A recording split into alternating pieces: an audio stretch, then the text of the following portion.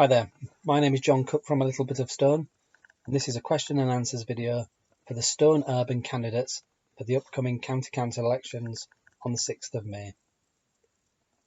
There are 4 candidates standing in this election. Alphabetically by surname, these are Simon Bell, a Conservative candidate, Jill Hood, an Independent candidate and also the incumbent councillor, Tracy Lindop, a Labour candidate, and Rob Norman, a Green Party candidate. We invited all candidates to take part in these Q&A videos, however Simon Bell of the Conservative Party declined to take part. The format of the video is that each candidate will give an opening statement, they will then answer 8 questions that they've seen in advance, and then they will do 8 questions that they've not seen before. Finally, they will give a closing statement. If you want to see any more information about the candidates, head to our website, alittlebitofstone.com, for candidate profiles and more information. Candidates will now read their opening statements.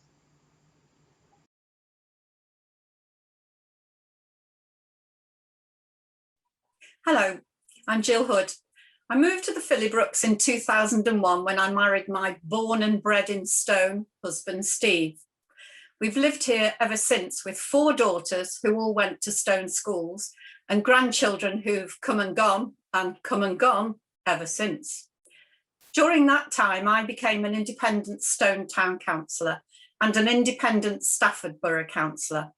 To date, I'm still an elected member. I've been your independent county councillor for the last 4 years.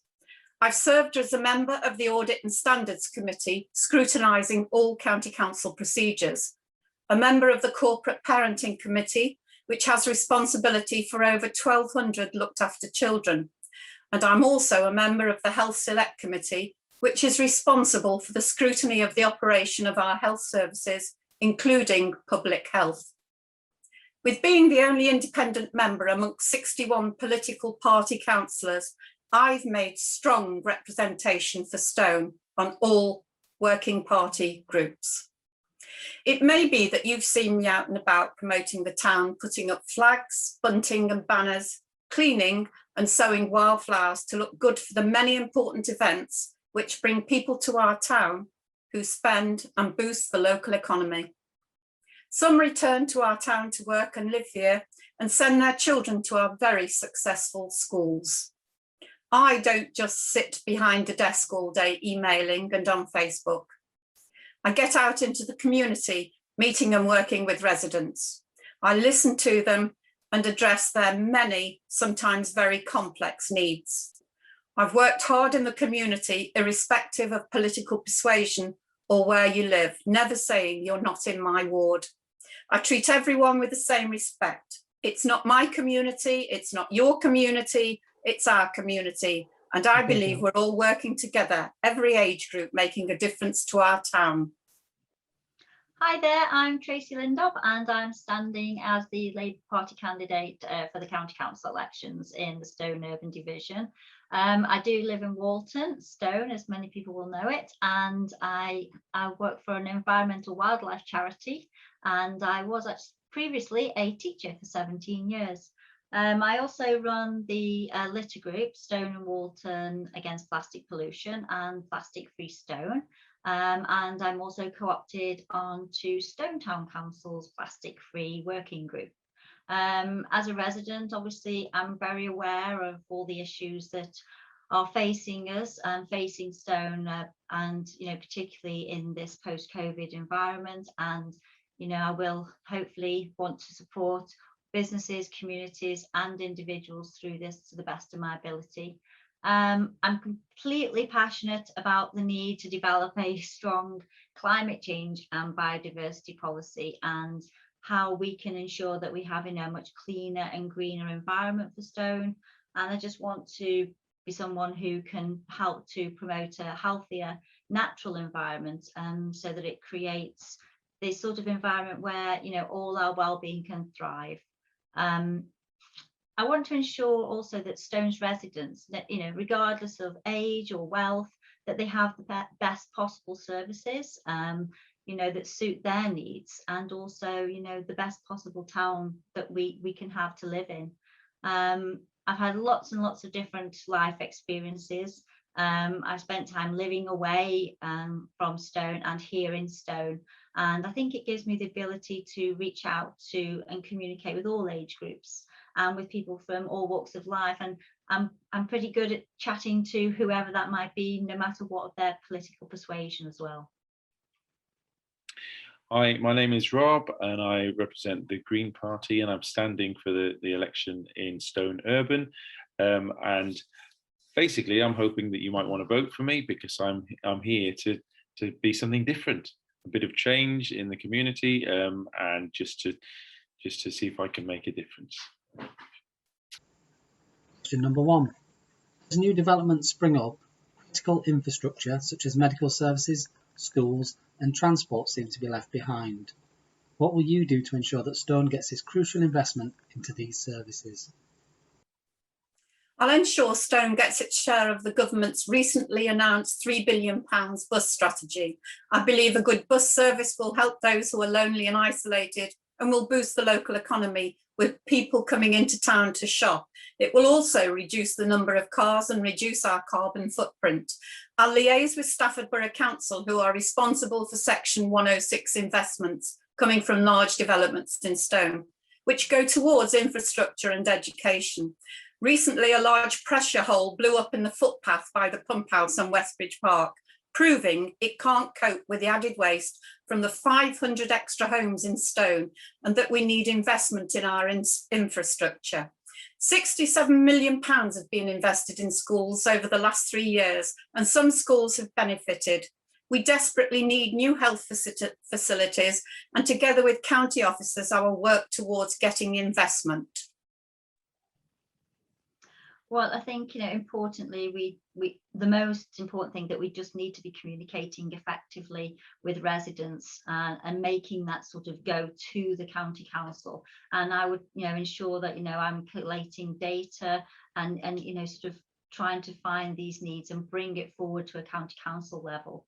The county council group, the Labour group, has actually pledged to ensure that health and social care becomes a really important and pledge for them, and to make it much more accountable to local communities. So I think that would be important for me. As a teacher, obviously, I extremely want to see a much stronger education team and get the best we can for schools and for parents and children.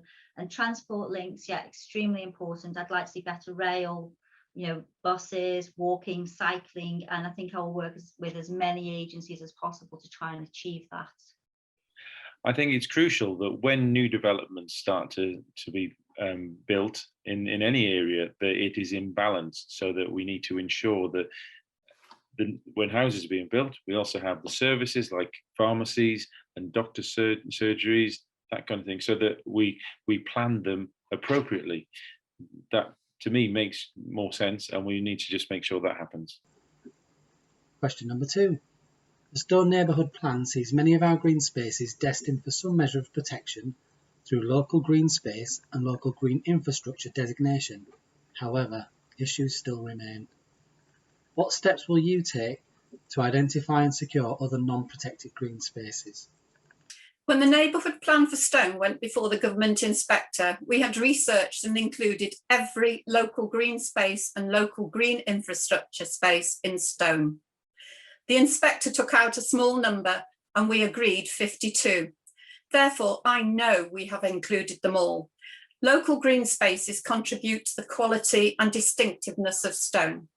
They're essential for physical and mental well-being of our residents and encourage physical activity such as walking, cycling, and simple family games and meeting places for the community.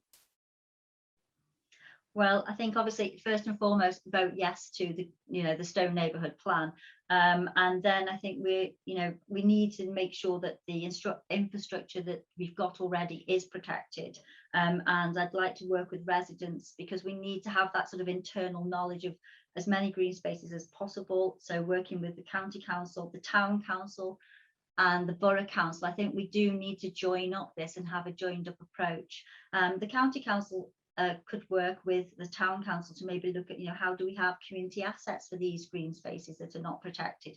There are other mechanisms that we could look at, and working with groups like Staffordshire Wildlife Trust, they're doing nature recovery mapping, so that could be important as well. Trying to bring as many agencies together so that we can protect as many green spaces as possible. I think it's essential that green spaces are protected, but identifying them is definitely a very key aspect of this. Speaking to constituents and getting to know them, getting to know what areas are important to them is crucial for making sure that this is done properly. Question number 3. Was the decision to pedestrianise the high street the correct one for the world we live in now? Visitors who can't easily access the shops tend to drive elsewhere for shopping or to grab a bite to eat or a drink. How do we entice them in? Yes, it was the right decision. Safety of pedestrians is paramount. It encourages people to walk after they've had a few drinks, after visiting our many hospitality venues. There's 2 big car parks close by, and the high street has a relaxed atmosphere and is easily accessible for wheelchairs and mobility scooters to safely use. There's a regular train service which brings people in, and we have over 38,000 visitors from the canal each year. When regular events are held, all pedestrians are able to wander about the high street. Families are safe. Good advertising brings in visitors, as we've proved, when we get hundreds of people coming to Stone for all our events. They enjoy what Stone has to offer and return again and again. Yes, a good decision. I do think it was the right decision. I think it's actually a pleasant experience. I think we might need to revisit, the times where we can go in, we can't go in. But I think it's something, being outside more is post-COVID is something that I think will be positive in the future if we work through it. I think we've got an issue there because it's parking. You've got Trenton Gardens down the road and it's free. It's a lovely environment. I think we've got to do that. More nature into the town would be my thing to make that a much more pleasant experience. And maybe some towns has looked at, free parking days or free parking times, and not all the time, but that could be useful as well. And I just think, Crown Wharf is going to be an asset. We use that, promote the town, work with the county, the borough, the town council. We've got to work together. And I think that's how we get a better, greener environment so that we can enjoy, we can wander and we can shop. I think the decision to make the town centre pedestrianised was the right one, and we need to be attracting people back into the town, either by having park and ride facilities available or easy to access car parks just on the outskirts of the town, so that people can visit easily. Question 4. With the recognition of the world being in a climate emergency, what, as County Councillor, would you do to tackle the environmental issues within the town to ensure that we are all moving towards a more sustainable future? I would encourage green awards to be given out to all town businesses who tackle the environmental issues, ensure all town lighting is changed to LED, and work with planning at Stafford Borough Council to ensure high environmental standards are included in all new developments in Stone. All schools will be fitted with air quality monitors to hopefully prove to parents that sitting outside schools with their engines running depletes air quality.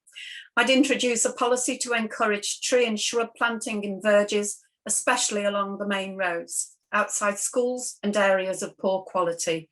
I'd encourage wildflower areas to increase insect numbers, especially bees.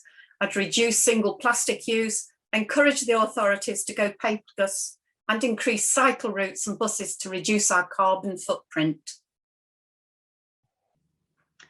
It's my big issue. I think environmental policy should be at the heart of everything. I think that it's that crucial. We've got to have a huge community response to deal with it, whether it's, recycling, single-use plastics. We've got to work with schools, looking at energy use, transport, and so on, all different kinds of organisations. We need cycling, we need walking, all these things, the charging points that we know we need within the town. We've got to use green spaces. They should be absorbing carbon. We need rewilding, planting. I think doing everything we can. If we've got recreation, we have rewilding to improve biodiversity. We've got to use everything we possibly can. And I think also, you know, councils need to be looking at what's their procurement policy. Everything has to be sustainable. I don't think there's any time to lose. And I think we've got to put all these policies together. And, you know, I'd be looking for zero carbon before 2050. For Stone to have a more sustainable future in this climate emergency that we currently are facing, I think it is imperative that we have more opportunities for people to be walking and cycling to places around the town. Also, using electric cars would be ideal. Currently, there has recently been one electric charging point installed in Morrison's in the town. I would foresee that we do need to have more. We do need to have charging points which do not cost money as well, which would encourage people to use them and to come to the town. Question number 5. Over the past 12 months, Stone saw a rise in petty crime, arson and antisocial behaviour. What can you, as a county councillor, do to ensure that Stone gets the resources it needs for active policing and crime prevention measures? I meet with the independents, with Chief Inspector Parsons, on a regular basis in the town to discuss the antisocial behaviour and petty crime taking place. He's managed to secure 2 additional police officers, which he'll use in Stone. I have confidence that I shall be able to work with the newly elected police commissioner to use their budget to increase the local policing team of officers. I'll also be asking for a sergeant to be installed permanently in Stone, which means we won't have to continually call on the Stafford-based sergeant. I believe many of the wrongdoers are from out of Stone. I think solving crime's not as simple as just, you know, we say solving crime. It's about, you know, there are causes of crime. And I think that's one of the things I would want to look at, you know, how we can seek better funding for the services that, you know, that helps us to then stop crime happening in the first place. And looking at also improving police numbers, I think that's important, but also visibility, because that's a big thing. And I'd want to work with the new police and fire and crime commissioner and achieve as much as we possibly can. And, you know, to hopefully, you know, hold people to account on promises. And I think that's crucially important. And I think, you know, I'm someone who can, you know, develop good relationships. And I think it's also about that, working with the community and listening and working with different agencies. I think that it's essential that all key figures within the town, whether it's to do with the fire, the police or the council, are communicating regularly to ensure that the correct resources are put into the right places, just where they're needed. Question 6. On-street parking is the remit of the County Council, whilst the Borough Council control most of the car parks in the town. As County Councillor, what would you like to see from a holistic parking strategy that ensures residents, workers and visitors can all be accommodated within the town? I've been dealing with residents who'd like to make their area permit parking only. It takes a lot of detailed working. This only works with a very large area, as if it's permits only, other parked cars are then pushed onto other streets and cause problems. The Victorian houses are built on roads which never expected cars.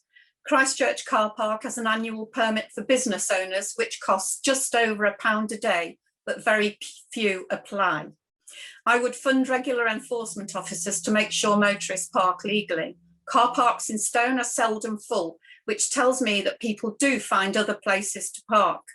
We're also one of the cheapest areas in Staffordshire for parking, and I'd make sure that we have modern parking signage to let visitors know where to park, and would guarantee spaces that only residents can park with very cheap permits on offer.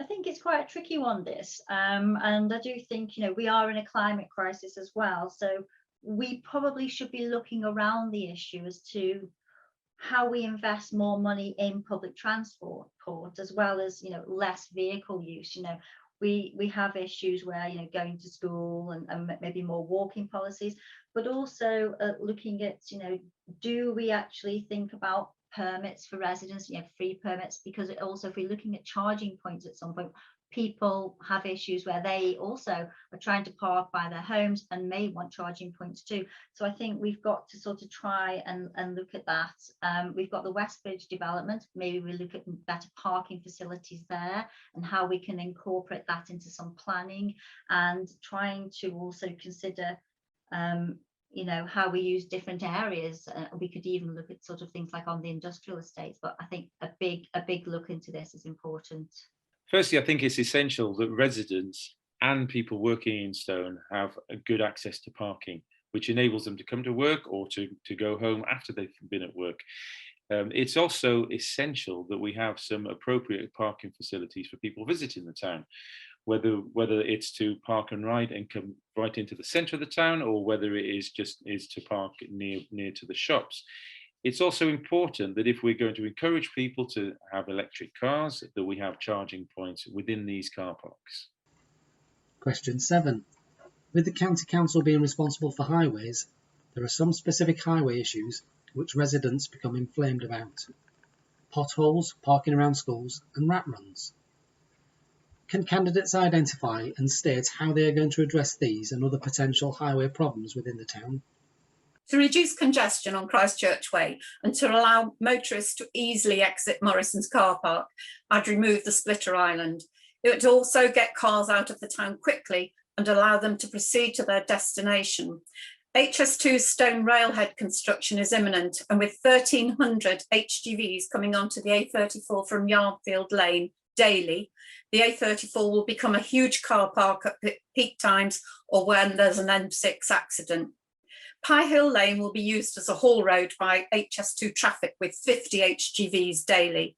The County Council has signed a non-disclosure order with HS2.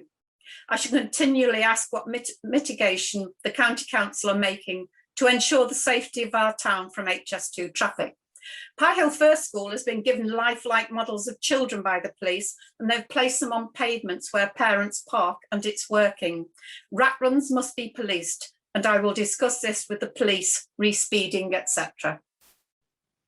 Well, I am an active walker, so I'm always busybodying around as well as listening to what lots of people say. So I think that's important to start with. But potholes, I think the County Council's got to ensure that we're actually doing a better job using better materials, because we're constantly filling potholes. You know, something's going wrong there, and it could be just a false economy. So we need to look at that.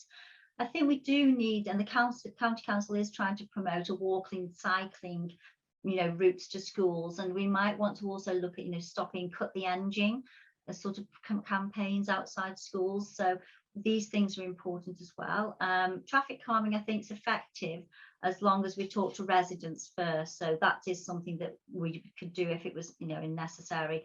I'd like to see also, one of my issues is litter along the A34, and, you know, let's stop cutting up litter when we cut the verges. Let's pick the litter up first, then let's cut the verges, and maybe even do some rewilding on them. I think the current strategy for just filling in the potholes doesn't really seem to be working. So we do need to look at other options for how we deal with that.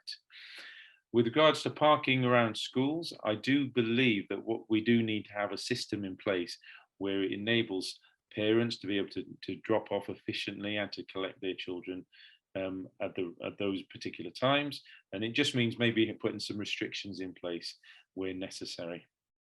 With regards to rat runs, it's very difficult for us to manage that, I suppose, as a council, because people will always find shortcuts and other routes to make, but possibly by maybe bringing in some different strategies for dealing with the traffic flow that goes around the town or goes through the town, there may be some solutions in there somewhere. Question number 8. The recent COVID pandemic highlighted the issue with poorer students accessing remote learning. What would you do as County Councillor to ensure that children in Stone aren't left behind should further lockdowns happen? In the event of another lockdown for remote learning, children whose parents can't afford iPads, etc., will probably not have broadband either. I'll ask for funding for community centres and schools, for business-type leased lines to cope with multiple simultaneous users without compromising on speed. There'd be age-appropriate controls and certain site blocking. We've proved that we can get enough iPads and laptops for children whose parents are financially compromised. As I've already said, I will make sure funding is put in place for schools for catch-up learning and remote learning. I think, we've had 10 years of a Conservative government that, created academies. So actually the people may not realise, but the county council, it's not so accountable to the county council anymore, but the Labour group has promised that it's going to build a stronger and, better education team. And I'm obviously acutely aware as an ex-teacher of children that are disadvantaged. I want to be a really strong voice for them, and ensure that they can get equipment, and working with the schools to identify the children that need things. What do they need? There's other needs, not just IT equipment, that's a barrier to learning. I think that's, we do need to look at that, but also, see what support is out there. And hopefully people are donating to the IT schemes that we've had recently and keep on donating their equipment. And I'd want to look at all of those avenues for children, as well as working with the schools and parents. I do believe that it is essential that all students have the right to the same education. By having laptops and iPads available to students in poorer areas, enabling them to be able to access the internet and access their studies at any time is beyond essential. It's something that we do need to make sure is in place. So as a county councillor, I would be ensuring that we are putting strategies in place so that if a pandemic like this happens again, there are facilities in place for our youngsters. Question number 9. As council budgets are cut and deficits need to be made up, how can we protect Stone Library so that it's still there as a resource for the community? I've worked with county councillors and officers re the library in Stone, and there is no danger that Stone Library will eventually close. It's an essential community meeting place for the residents, and I'm quite confident that we have no fears that we will lose our library. I think a really important thing that the county council should be doing is lobbying government. I think we don't do enough of that, probably, within the town council, within the borough council, within the county council. I think, probably I am someone who's very much in working for charities. You become that sort of person that wants to, fight for things. And I do want to fight for things. Libraries for me are absolutely crucial. I think they're very important. I'd want to lobby government. I'd want to be seeking out whatever we've got, within the county council for libraries. And I would hate the thought of losing libraries, because it does feed back to the earlier question on children that are disadvantaged. They could be used in a much more effective way to help those families and children as well. So I'd definitely be fighting as hard as I possibly could for funding for libraries and to keep Stone Library, for sure. Stone Library is a very important resource for the community.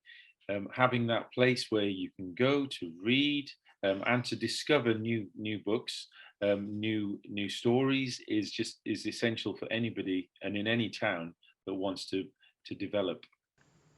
Question 10. How important is it that the county council engages with the borough and parish councils by attending meetings and providing updates? How will you liaise with these other levels of local government to ensure that everyone is kept updated? I think it's very, very important. And as a county councillor, I always have a special slot on the agenda so that I can speak to the town councillors about what's happening at the county council, because sometimes there's no publicity about what's going on. And I can think of one example, which was the climate change working party group. I was able to feed through a lot of information to the town council, which was very helpful. I liaise with the Borough Council because there's quite an overlap of Stafford Borough councillors who are also county councillors. And I do think it's very, very important because you form that very strong bond with your fellow colleagues, and it's transparency, and you can also give clarity on policy which the county council has brought in. Probably people have noticed by now, I do like working with lots of people, and I think locally when I'm doing things with my litter groups and things, I'm quite effective at quickly answering people's questions, keeping in touch with people. And like I've said earlier, I do think we need better joined up approaches completely. We need to have the county, the borough and the town councils, effectively talking together, whether that's in some kind of liaison group or allocating a particular person to do that. And I would definitely, I'm happy to sort of talk to lots of different people. I do that all the time. And I think we've got to facilitate that, because that's what's happening. We do have, lots of overlaps, and we need to join that together, because otherwise it's just not effective, and we're wasting time and we miss opportunities, and we've got to stop doing that, I think. I think it is essential that we all communicate and keep everybody updated, and regular feedback going to the constituents, so that any new matters arising will be fed back and discussed, and everybody will be kept within the loop. Question number 11. Being a county councillor is the highest level of local government. As such, it requires a lot of time and effort to serve the constituents. How will you balance your other existing commitments to ensure Stone gets the attention it needs on matters that are important to residents? As a single mother for 4 years, I learned how to juggle and balance plates in the air, and I tend to do that now with my everyday life. I take each problem, if you like, that comes along, and I deal with it. Most of my town council and borough council work actually merges into county council work, and it's hugely helpful to know the officers and know the councillors, so it doesn't make it too difficult. Yes, it is a juggle, and I think we're all very, very busy, but it becomes a way of life, and you just learn to deal with it. I think I'm quite fortunate that I do also work for a charity that's very positive, and thinks that being a part of local government is an extremely important thing. So that's what that's lucky for me. I would not have any issues with my employer. I don't work full-time, I do work part-time. And also the other half, he retired recently because he's ex-forces, so that gives me lots more time now. Obviously I do my litter work as well, but I've got such a great bunch of people now who are on board doing lots of different things. So I think I do look after my mum as well, but I think I would be able to sort of give as much time as is needed. And when you're passionate about something, I think you tend to just get on and do it anyway, don't you? Well, firstly, I will ensure that I attend every meeting that I'm invited to, because when taking on a responsibility like this is important, and I am here basically to try and make a difference in the community. I'm quite lucky in the fact that the work that I do is flexible enough that I should be able to attend the majority of things with very little hassle, really. But I would be ensuring that I serve the community the best I can by putting in every effort that is required. Question number 12. Year after year, the pothole team from the county council come out and stick fresh tarmac in a myriad of holes across the town. This continual patching doesn't seem to work. As county councillor, what will you do to ensure hotspot areas get the proper investment to remove and relay these faulty surfaces? As a county councillor, I'm often called to meetings with the rest of my county councillors, and we have very in-depth meetings with Amy, who are the contractors to fill the potholes. And I can tell you that not one single county councillor is happy with the way the potholes are filled. They look fantastic when they're immediately done, but then we have rain, or we have frost, or we have, as we have at the moment, smart motorway heavy vehicles throughout the night coming down the A34, ripping up the tarmac, and it becomes counterproductive. They fill them 1 minute and then they're really, really bad again the next minute. I'm sure you've seen the well-documented JCB new miracle machine, and I can't wait for it to come to Stone. But at the moment, with the smart motorway works, we are going to have to wait with all the dreadful potholes, but those really severe ones, I make sure they're filled. I think this is, such a reoccurring issue that we've got to do it and do it right, because we, like I said earlier, we are wasting money, and that's not what we want to do with public funds, is it? No one wants that.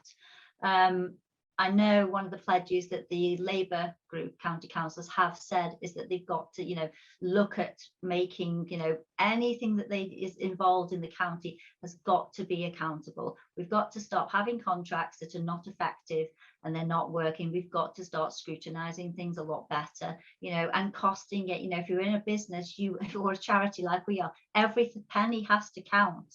And I think that's important. If it's not working, we do it better. If it costs a little bit more in the first instance, like my dad would say, do it properly, and then you don't do it again, do you? And so I think that's be the sort of the ethos that I'd be carrying forward. I think it is essential that we have a better strategy. I've always thought that what's the point in just filling in a hole for a few months later for that hole to reappear?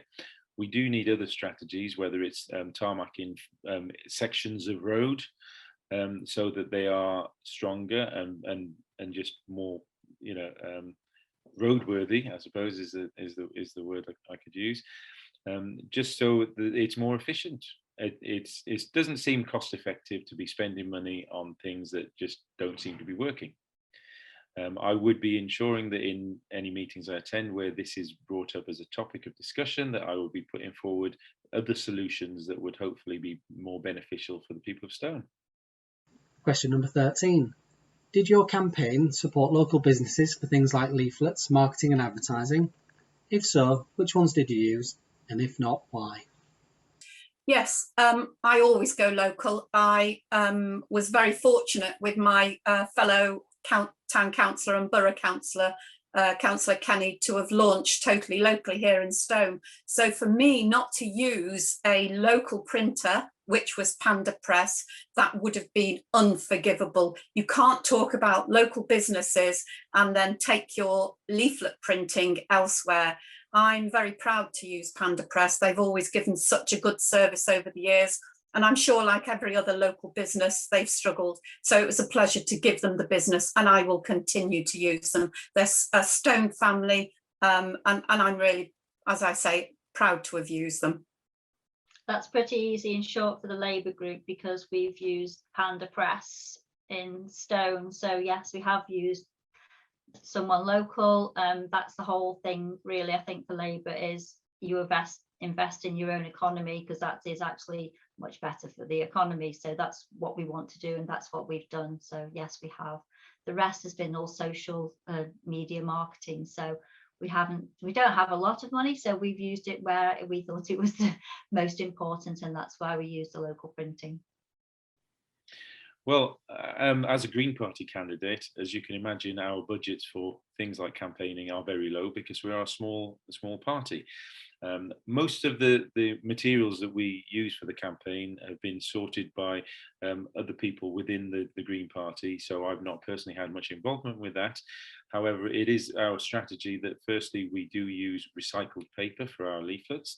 I also do see that it is important that we do use local businesses for anything like that, because it reduces transportation costs. If local businesses are used, then it means that we are reducing ultimately our carbon footprint. Question 14. The splitter island at the bottom of the high street brings polarising views. If you support the removal of the island, what do you see the solution to the issues we used to have with cars merging dangerously on Stafford Street before the Swan Pub? I've given this a lot of thought over the years, and it's no secret that I'm really trying very hard to get the splitter island removed. I've been to lots of other towns where they have similar issues and they have large merging cars signs, and I think this is the answer to it. We never had any problem before the splitter island was put there, and I just, for the life of me, couldn't see why it was even billed as a temporary solution to road safety. It's not made an iota of difference to road safety.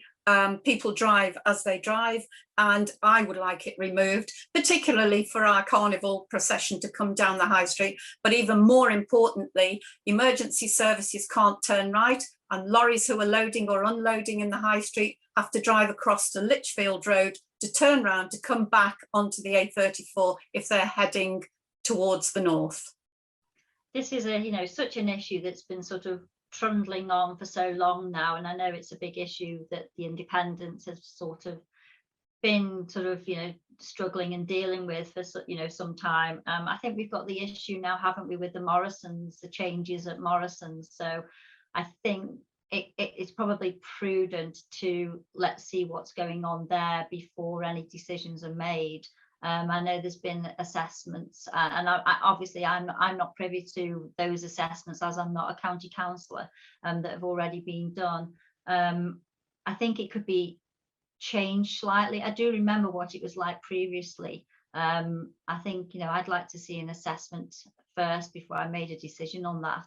I'm pretty much science background, so I'd need to see some kind of research and some kind of flow testing of traffic, and then look at any sort of new changes that we could make there.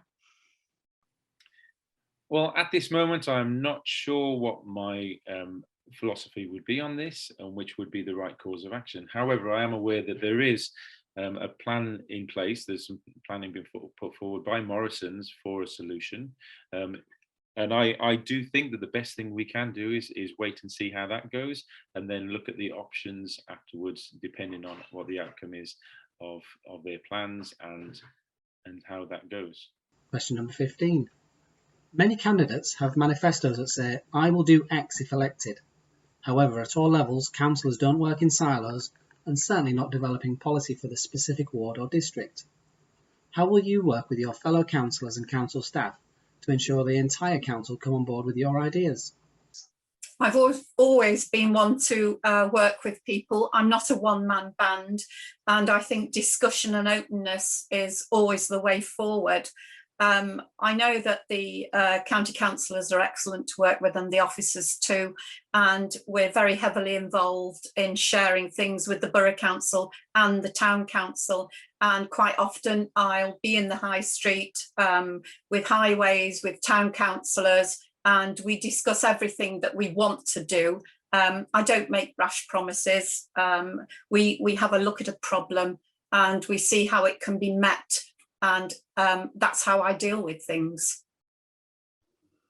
Well, I think, being a Labour member and sort of running as a Labour county councillor, I suppose I'm very fortunate because there is a very strong Labour team at the county council, but also there's a strong Labour team at the borough council, and I'm very much in touch with all of them. We do have group meetings and we do observe their meetings too.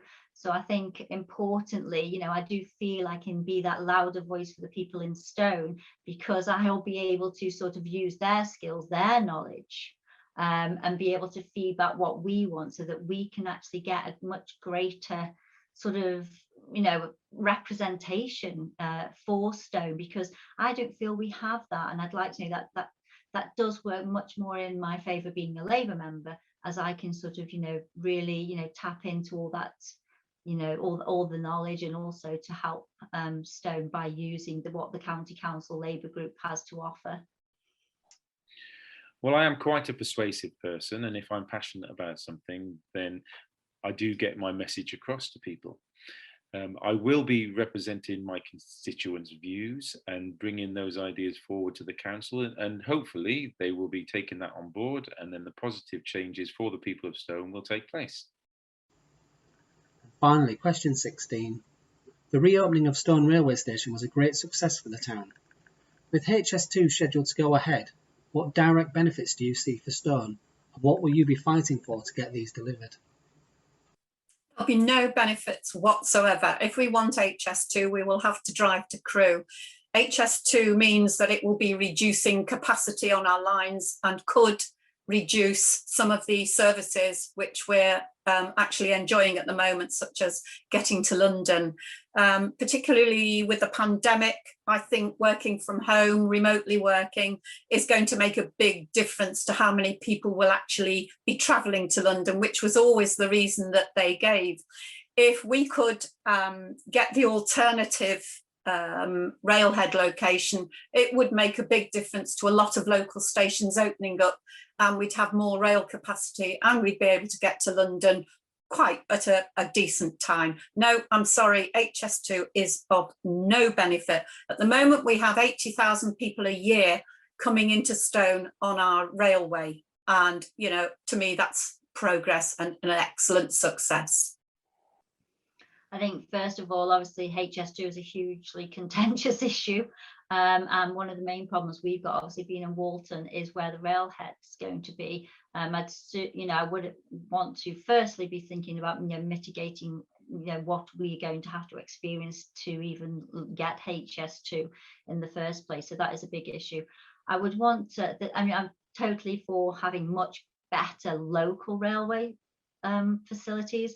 I really want to campaign that we would get a better local delivery, which I'm not sure with HS2 if that's going to deliver that. But we do need better access there as well for all people on Stone Railway Station. So I would be, looking to campaign to get better services. But I think I'm not sure how great the HS2 service is going to be for us, particularly in Stone. I think Stone Station is going to be the important thing to focus our efforts on.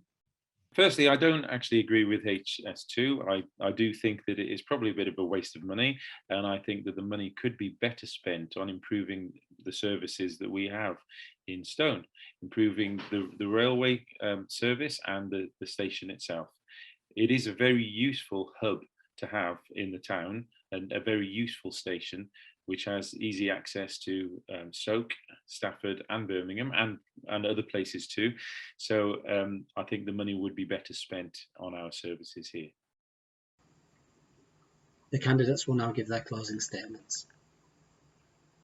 I received the same number of resident complaints about not being able to access doctors' appointments or being able to speak to someone at our surgeries as I do about potholes.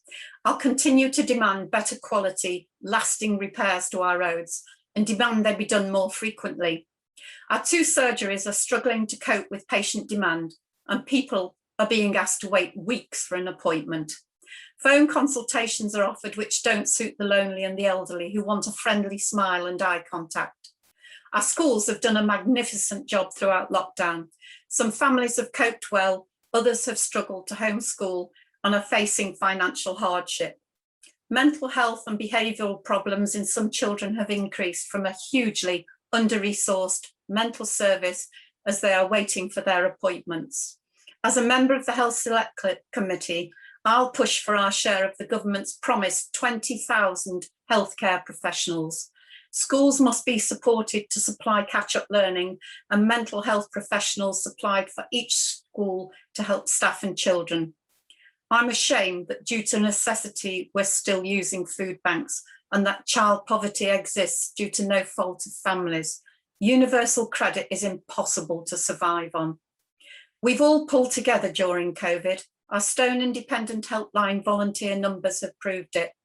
It's been one of the toughest years we have ever experienced, but going forward, I know our business will recover and our town will thrive.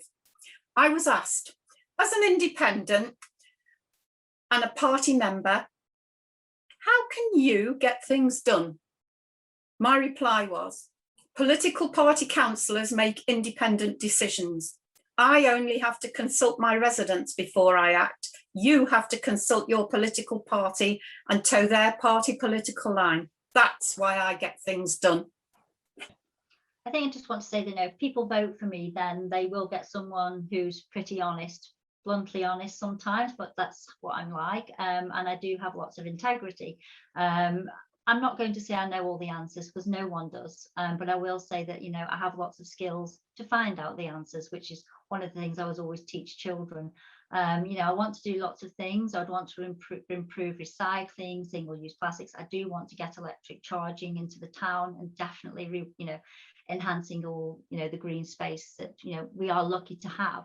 And I think also, preserving green spaces, not just for nature, but for recreation, to improve our physical and mental well-being. And climate change should be policy that changes our lives. It should be for the benefit of our lives, and I think we've got to start looking at it like that as well. I'd want to get much better funding for the high street, and I'd want to work with the county council to invest more public money into our local economy and into the green economy. I just want to have a much better, fully funded, sustainable future as well for social care, and also for, you know, young people. We don't, you know, young people tell me we need more facilities, and they definitely do. And that is something I would really want to work with them on, and the county on. Working with the new Police and Fire and Crime Commission, I think it's important, you know, and police and community officers. I just want Stone to, you know, deal with the issues of crime and the antisocial behaviour, but also, you know, littering and safety issues that we're concerned about. I think I'm very much a team player, and I think that works well within the sort of larger groups, Labour group. And I just want to play an active part in the community, build on the community spirit, and I'm always going to be someone who listens to and acts and definitely replies to people when they ask questions and have concerns. Thank you ever so much for taking the time out to watch this video and listen to the things I've got to say. Please make sure you do go out and vote on the 6th of May. It is very important that you do that, and then somebody will be chosen to represent you. I hope it's me. And if it is me, then I will be here to listen to you, to take on board all of your queries and issues related to council matters, and hopefully we'll make Stone a better place.